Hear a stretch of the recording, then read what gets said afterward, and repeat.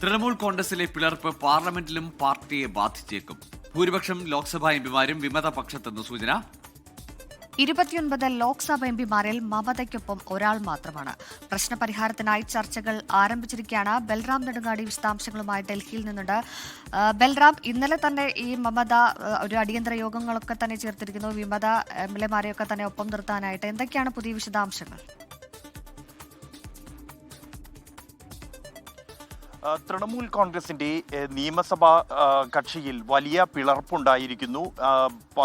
3-2 പേരും വിമതപക്ഷത്ത് മാറിയിരിക്കുന്നു. അതുകൊണ്ട് തന്നെ വിമത വിഭാഗത്ത് നിന്ന് നേതാവ് ഋതബ്രത ബാനർജിയെ പ്രതിപക്ഷ നേതാവായി തിരഞ്ഞെടുക്കുന്നതടക്കമുള്ള അപ്രതീക്ഷിതമായ നടപടികൾ അല്ലെങ്കിൽ പൊട്ടിത്തെറിയാണ് തൃണമൂൽ കോൺഗ്രസിൽ ഉണ്ടായത്. എന്നാൽ ഈ ഒരു പിളർപ്പ് അത് പാർലമെന്റിലും പാർട്ടിയെ ബാധിക്കുന്ന സാഹചര്യമാണ് ഇപ്പോൾ ഉണ്ടായിരിക്കുന്നത്. ഈ സംഭവങ്ങൾക്ക് പിന്നാലെ മമതയോടൊപ്പം എത്തിയത് തൃണമൂൽ കോൺഗ്രസിന്റെ 29 ലോക്സഭാംഗങ്ങളിൽ ഒരാൾ മാത്രം, കല്യാൺ ബാനർജി മാത്രമാണ് മമതയോടൊപ്പം ഈ ഒരു ഘട്ടത്തിലും ഉറച്ചു നിൽക്കുന്നത് എന്നത് തന്നെയാണ് ഏറ്റവും ശ്രദ്ധേയം. ഒപ്പം തന്നെ 13 രാജ്യസഭാംഗങ്ങളിൽ ഡെറിക് ഒബ്രൈൻ അടക്കമുള്ള 5 പേർ മാത്രമാണ് മമതയോടൊപ്പം ഈ ഒരു പ്രതിസന്ധി ഘട്ടത്തിൽ ഉറച്ചു നിൽക്കുന്നത്. ഇത് പാർലമെന്റിൽ ഏത് തരത്തിലായിരിക്കും പാർട്ടിയെ ബാധിക്കുക എന്നുള്ളത് നിർണായകമായിരിക്കും. പ്രത്യേകിച്ച് ഈ ബാക്കിയുള്ള എംപിമാർ വിമത പക്ഷത്തോടൊപ്പം അല്ലെങ്കിൽ ഋതബ്രത നേതൃത്വം നൽകുന്ന പക്ഷത്തോടൊപ്പം നിൽക്കുകയാണെങ്കിൽ അത് പാർട്ടിയെ പാർലമെന്റിലും ബാധിക്കും. പാർട്ടി തന്നെ മമതയെ കൈവിടുന്ന സാഹചര്യമുണ്ടാകും.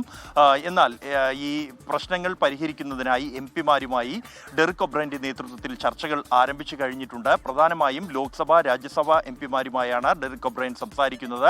ആശയവിനിമയം നടത്തിയ ബഹുഭൂരിഭാഗം അംഗങ്ങളും അറിയിക്കുന്നത് മമതാ ബാനർജിയുമായി തങ്ങൾക്ക് എതിർപ്പില്ല, മമതയെ പൂർണ്ണമായും അംഗീകരിക്കാൻ തയ്യാറാണ്, മമതാ ബാനർജിയാണ് തങ്ങളുടെ നേതാവ്. എന്നാൽ അഭിഷേക് ബാനർജിയെ ഒരു തരത്തിലും അംഗീകരിക്കാൻ കഴിയില്ല എന്നുള്ളതാണ്. അഭിഷേക് ബാനർജിയുടെ നേതൃത്വവും ഒപ്പം തന്നെ അദ്ദേഹം കൊണ്ടുവന്ന തെരഞ്ഞെടുപ്പ് ഏജൻസിയായ ഐപാക്കിന്റെ പ്രവർത്തനവും അവരുടെ ഇടപെടലുകളും അംഗീകരിക്കാൻ കഴിയില്ല എന്നുള്ളതാണ് ഭൂരിഭാഗം എംപിമാരും ഒപ്പം തന്നെ എംഎൽഎമാരും വിമത നേതാക്കൾ അടക്കമുള്ള എംഎൽഎമാരും അറിയിച്ചിരിക്കുന്നത്.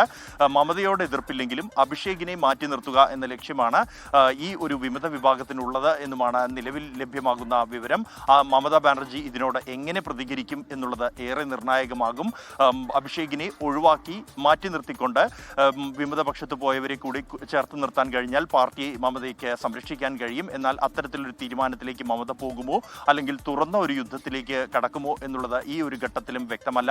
എന്തായാലും ഈ പ്രശ്നപരിഹാരത്തിനായി ചർച്ചകൾ ആരംഭിച്ചു കഴിഞ്ഞിരിക്കുന്നു ഈ ഒരു ഘട്ടത്തിൽ എന്നുള്ളത് തന്നെയാണ് ഏറ്റവും നിർണായകം. ആദ്യഘട്ടത്തിൽ ഇപ്പോൾ എംപിമാരുമായാണ് സംസാരിക്കുന്നത്. അവരുടെ നിലപാടുകൾ ഏറെ നിർണായകമാകും. പ്രത്യേകിച്ച് പാർലമെന്റ് സമ്മേളനം ആരംഭിക്കുമ്പോൾ ഈ വിമതപക്ഷം മറ്റൊരു വിഭാഗമായി തന്നെ മാറി നിൽക്കാൻ തീരുമാനിച്ചാൽ മമതയുടെ ദേശീയ തലത്തിലുള്ള ഇടപെടലിനെ പോലും അത് ബാധിക്കും. നിലവിലിപ്പോൾ ഇന്ത്യ സഖ്യത്തിന്റെ യോഗത്തിലാണ് മമത ആത്മവിശ്വാസം അർപ്പിച്ചിരിക്കുന്നത്. ആ ഒരു സാഹചര്യം പോലും തകരുന്ന നിലയിലേക്ക് കാര്യങ്ങൾ കടക്കും. എംപിമാരും വിമതപക്ഷത്തേക്ക് മാറുകയാണെങ്കിൽ എന്തായാലും ചർച്ചകൾ സജീവമായി തന്നെ പുരോഗമിച്ചുകൊണ്ടിരിക്കുകയാണ്. ശരി, ബൽറാം നെടുങ്ങാടിയാണ് ഡൽഹിയിൽ നിന്ന് വിശദാംശങ്ങൾ നൽകിയിരിക്കുന്നത്. വിമത എംഎൽഎമാരെ ഒപ്പം എത്തിക്കാനുള്ള നീക്കങ്ങൾ ഡൽഹിയിൽ മമതയുടെ ഭാഗത്തു നിന്നുള്ള നീക്കങ്ങളൊക്കെ തന്നെ ആരംഭിച്ചിരിക്കുകയാണ്. എംപിമാരും ഇനി ഏത് രീതിയിലുള്ള നിലപാട് സ്വീകരിക്കും എന്നുള്ളതാണ് ഏറ്റവും നിർണായകമായി ടിഎംസിക്ക് മുന്നിലുള്ളത്.